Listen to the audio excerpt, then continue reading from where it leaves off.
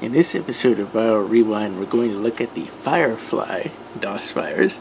Now, technically, this is called Lokjaw.Firefly because it comes from the Lokjaw, L-O-K-J-A-W, family of viruses.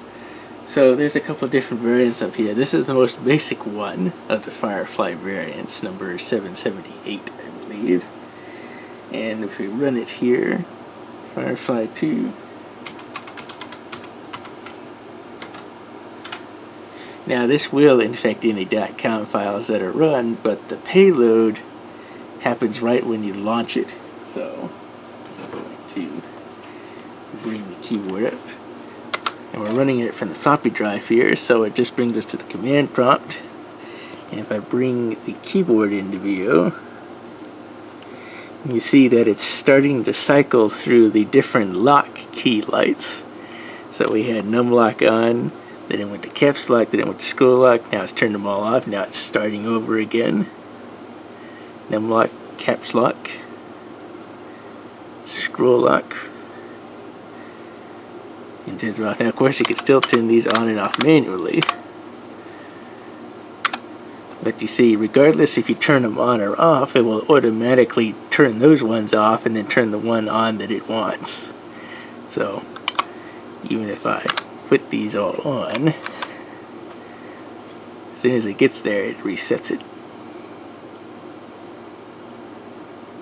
So that's the payload that it does right upon launching Firefly. Now, an interesting thing is with Firefly is once it's been loaded into memory after initially running it, if you have a write protected disk, like a write protected floppy like I've got in the floppy drive here I ran it from, if you try to run a program that it wants to infect off of a write protected disk, it actually blocks the program from launching. We get bad command or file name because it realizes that it can't infect the file, so instead of infecting it, it just blocks all access to that file.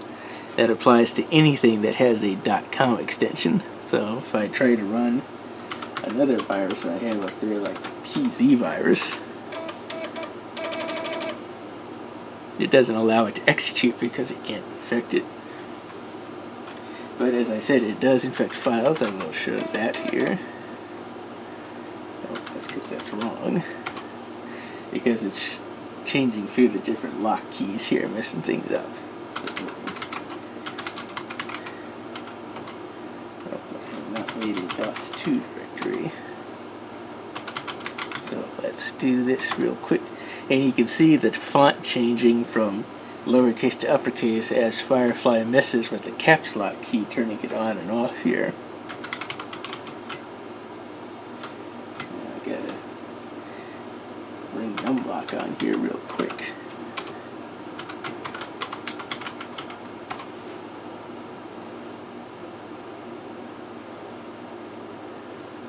Copy all those files.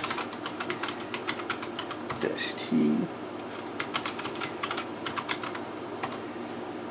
So we have all our .com files, so let's look at graphics. 16,733. Let's run graphics as it still messes with the font there. Right now it's gone up to 70,511 bytes, so obviously it has infected graphics with Firefly.